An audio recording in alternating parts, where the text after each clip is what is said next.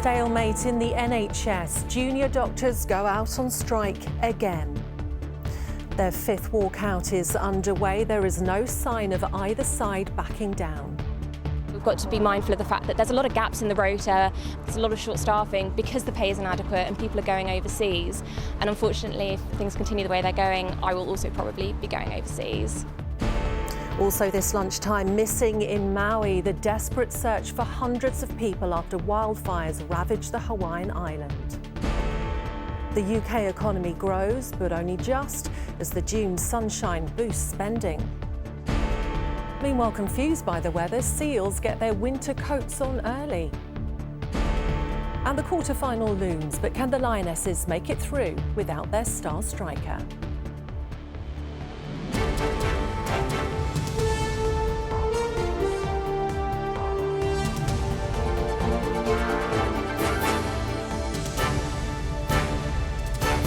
This is the ITV Lunchtime News with Yasmin Bodalbhai. Hello, good afternoon. Junior doctors are on strike again as the bitter row with the government over pay continues. Some of those on the picket lines are just days into the job. They join colleagues walking out for the fifth time. Health Secretary Stephen Barclay warned that patients are bearing the brunt of the four-day strike. NHS figures do show that more than 800,000 appointments and operations have already been delayed since December because of the industrial action. Our reporter Yasmin Bodalbhai now on the impasse in the NHS. Cops don't pay the bills! Cops don't pay the bills! Today, junior doctors across the country have begun another four-day walkout. Last month's strike saw 102,000 hospital appointments rescheduled, while waiting lists for treatment have now reached a record 7.6 million. 40-year-old Rachel Royal suffers from the gynecological condition endometriosis and has been waiting months for a vital operation. She's urged the government to find a resolution to the strikes. I think it's disgusting that the only way that they can deliberate between them and negotiate doctors' pay and benefits is through strike action. I feel that that's unfair of the government to not work closer with the unions to stop that from happening. Junior doctors, who make up nearly half of the NHS medical workforce, say pay has failed to keep up with inflation and fall short compared to other countries.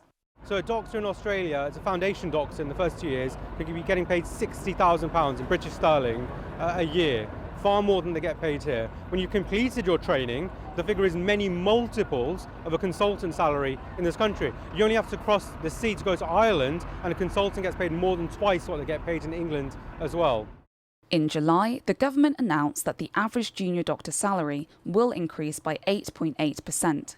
But junior doctors say real terms pay has been eroded by at least 26% since 2008.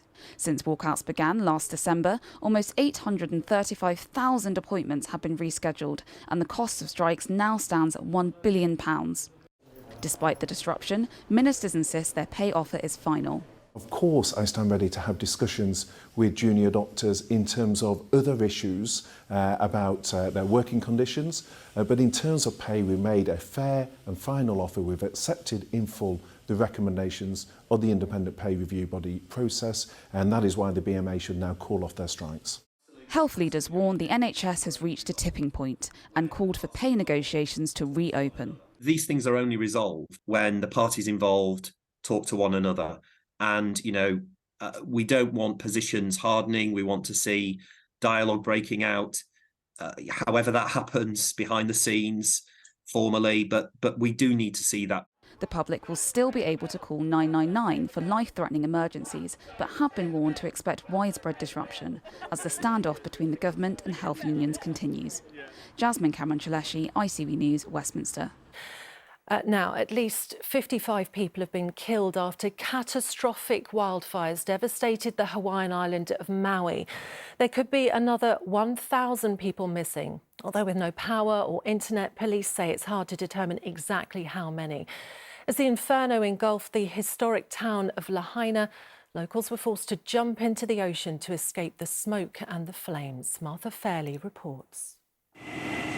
In the aftermath of wildfires that tore through the island of Maui on Wednesday, Firefighters are still working to bring smouldering pockets of flames under control. All over here. In the town of Lahaina, there are miles upon miles of destruction.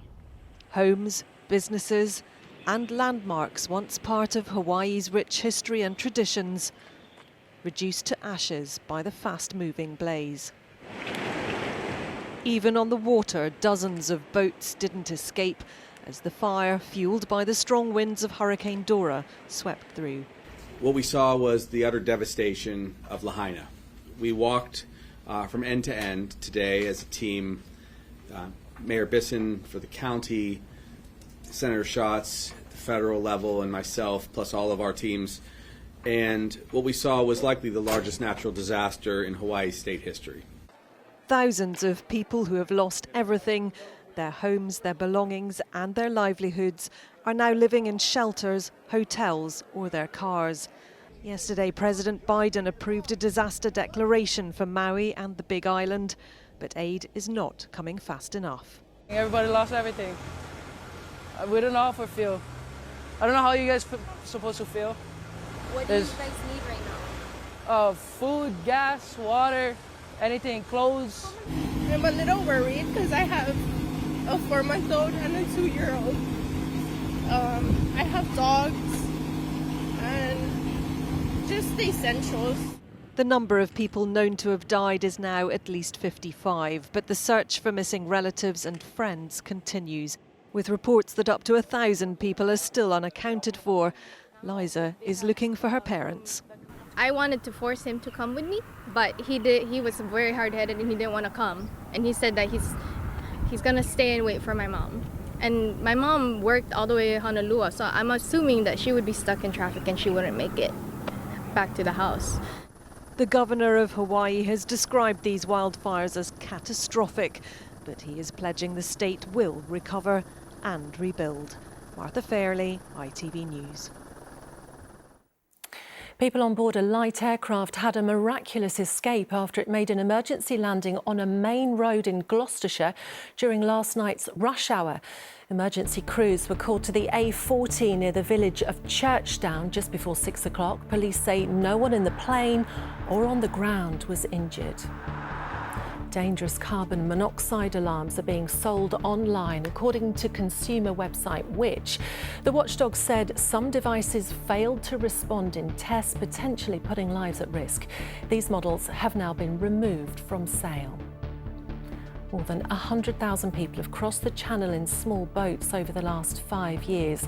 Yesterday, 755 migrants arrived. That's the highest daily number so far in 2023. The numbers were recorded as a major search and rescue operation was launched after 17 people went overboard. All were pulled safely from the water. Well, meanwhile, it's just been confirmed by the Home Office that all of the migrants currently living on board a barge moored off Portland in Dorset are being moved off because of safety concerns. Our reporter Callum Watkinson is here. Callum, what's going on?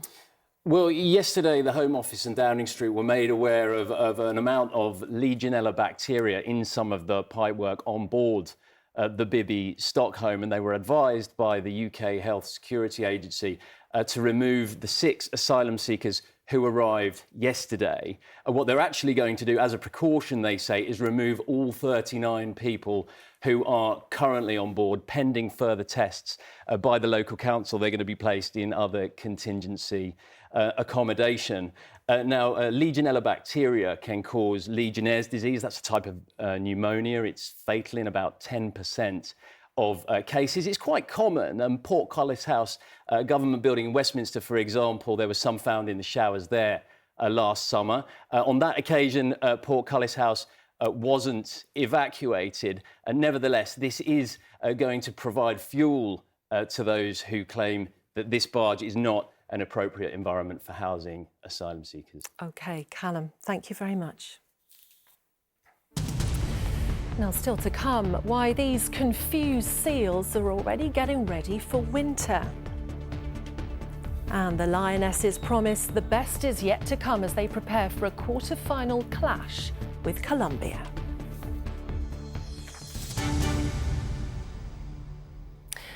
Now, the June sunshine may seem like a long time ago, but it's thought that the good weather then led to an increase in consumer spending and gave a boost to the UK economy. Figures released this morning show the country's GDP rose by 0.5% in June, with a pickup in manufacturing helping. For the quarter as a whole, that's between April and June, the economy grew by 0.2%. Well, I think what it demonstrates is that there's a lot more resilience in the UK economy than many anticipated at the start of the year. We saw the IMF upgrade their prediction for growth in the UK economy by 0.7%. That was unprecedented. These figures for Q2, including the 0.5 increase in the month of June, demonstrate that resilience. Well, for more on this, I'm joined by our economics editor, Joel Hills. Joel, the government is keen to paint this slight uplift as good news. Is it good news? Not so long ago, the consensus was we were hurtling towards recession.